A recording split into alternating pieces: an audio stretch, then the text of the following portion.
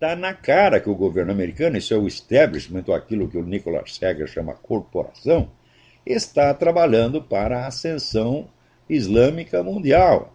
Assim como a Casa Real Britânica, que é um elemento fundamental da corporação, está protegendo a invasão islâmica a olhos vistos.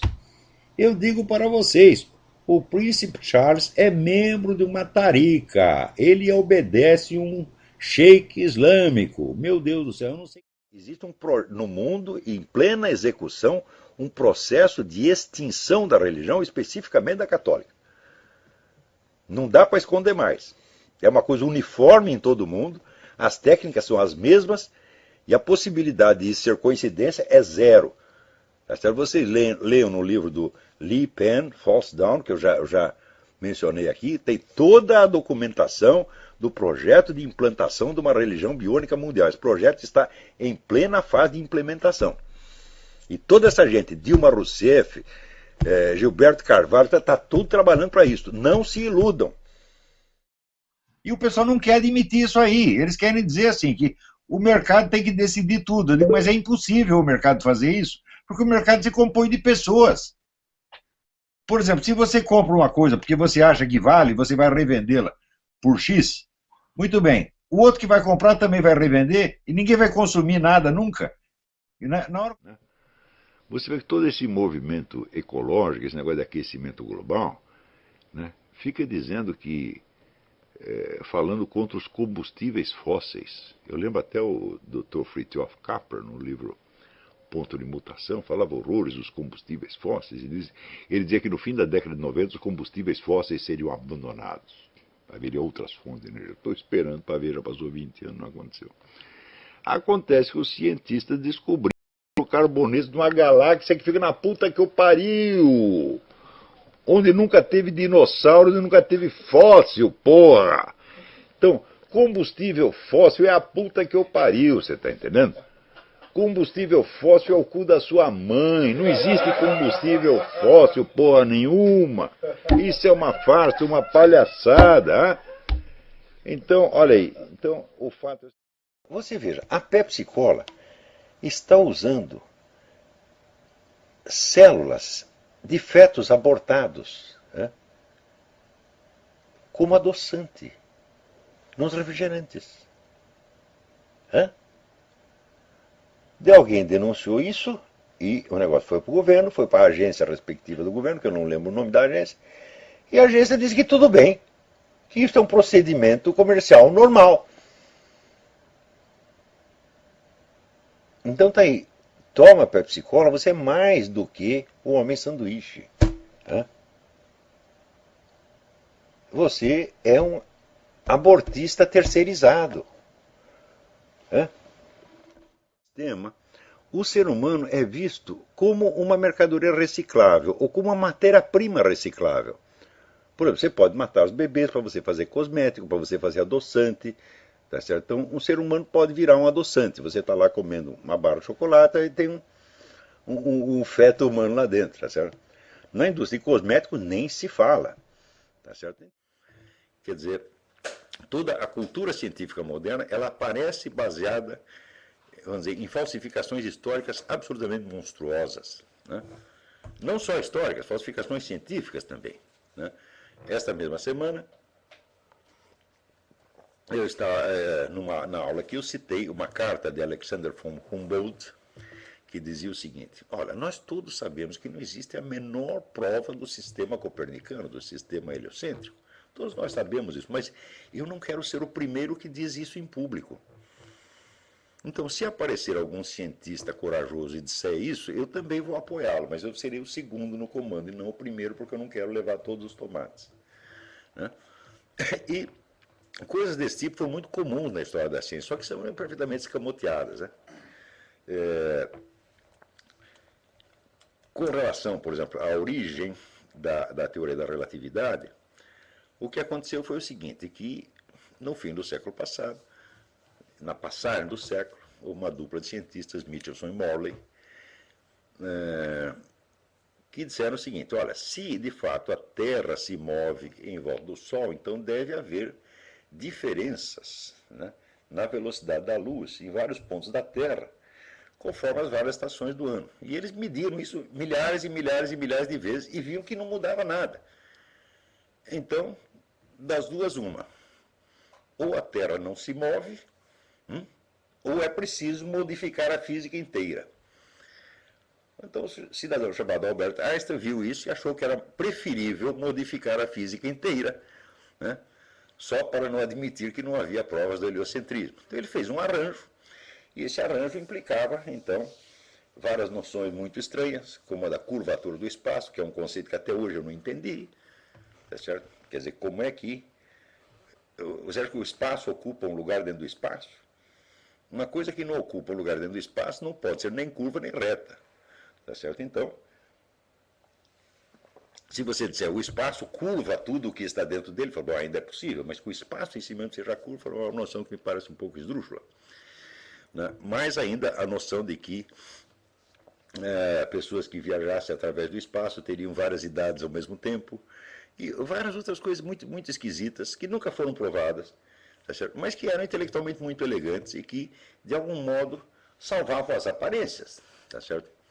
Então, o fato é que, no confronto entre geocentrismo e heliocentrismo, não existe nenhuma prova definitiva de um lado nem do outro, e você pode usar um sistema de referência, como pode usar o outro.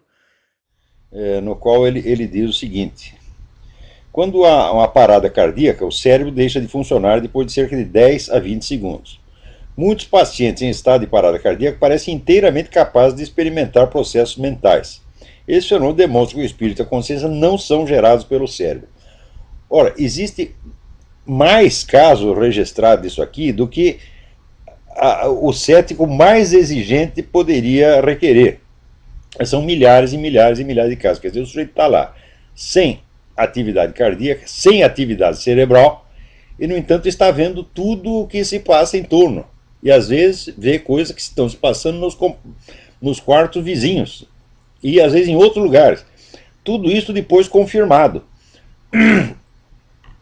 Tem até o caso do sujeito que, exatamente nesse estado,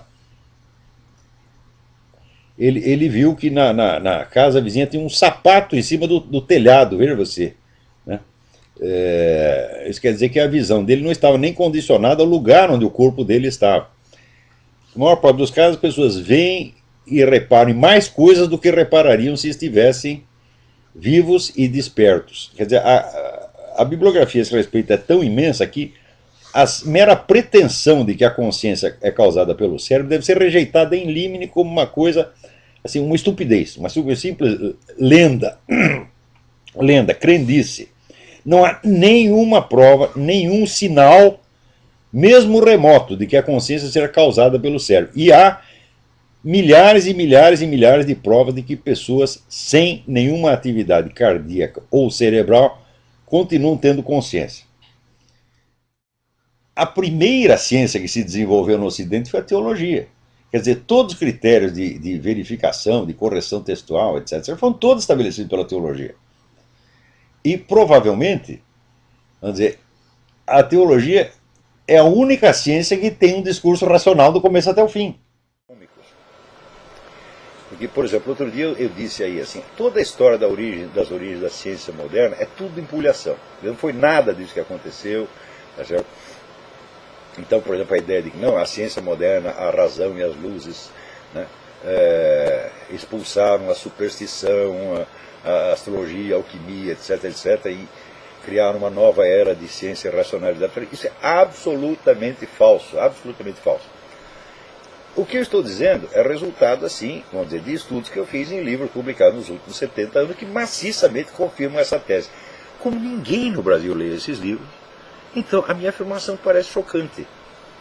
E daí o sujeito, baseado naquela informação que ele recebeu na faculdadezinha de fundo e quintal que ele frequentou, ele diz, esse cara não entende nada, ele só lava a nova aberta, aquela hora que ele está falando, só fala coisa absurda. A União Soviética foi que armou a Alemanha nazista em segredo. Não existiria exército nazista e não existiria perigo nazista se não fosse o plano de Stalin de usar os nazistas como ponta de lança da revolução. Tanto é que o Stalin ajudou o Hitler, né? Exatamente, se não fosse Stalin não existia. Hoje, no começo foi o livro do Ernest Toppich, o primeiro que levantou essa leve. Stalin's War, o livro chama, um clássico, né? Hoje tem uns 20 livros documentando isso, sobretudo com material dos arquivos de Moscou quando foram reabertos. Hoje essa tese está mais do que provada. O Stalin planejou toda a Segunda Guerra com antecedência, usando os nazistas como instrumento, como ele dizia, o navio quebra-gelo da Revolução. Por exemplo, todas essas proibições de fumo que tem aí, elas são manifestamente destinadas, vamos dizer, a inibir a conduta do sujeito. Então, isso aí é extinção de comportamento. Isso é uma técnica psicoterapêutica. Só que os caras estão submetendo você a essa técnica sem você tê-los autorizado. Quer dizer, quem foi que autorizou o Ministério da Saúde, tá certo, a aplicar em mim uma técnica terapêutica que eu não pedi, que eu não solicitei? Então isso aí obviamente uma prática ilegal da medicina.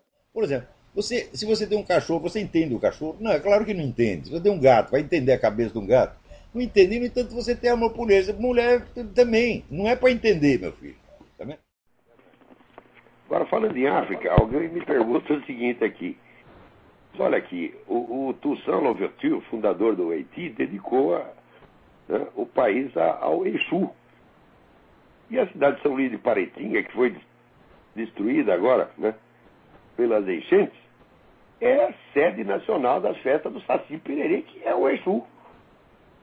E a Louisiana, né, onde teve o furacão Katrina, que destruiu tudo, né, é a central da macumba aqui nos Estados Unidos. Então o pessoal pergunta, será que isso é uma sentença divina? Eu falo, eu não sei.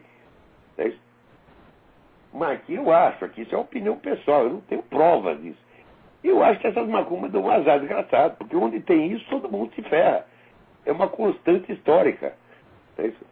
Você não vê, por exemplo, você vê aqui nos Estados Unidos, qual é o lugar do mundo onde os negros vivem melhor? Aqui nos Estados Unidos. Tem o padrão de vida comparável de todo mundo, estão lá no Senado, estão na presidência das empresas, estão milionários, fizeram o presidente da República. Tem algum deles praticando macumba? Não tem. É tudo pastor protestante, porra.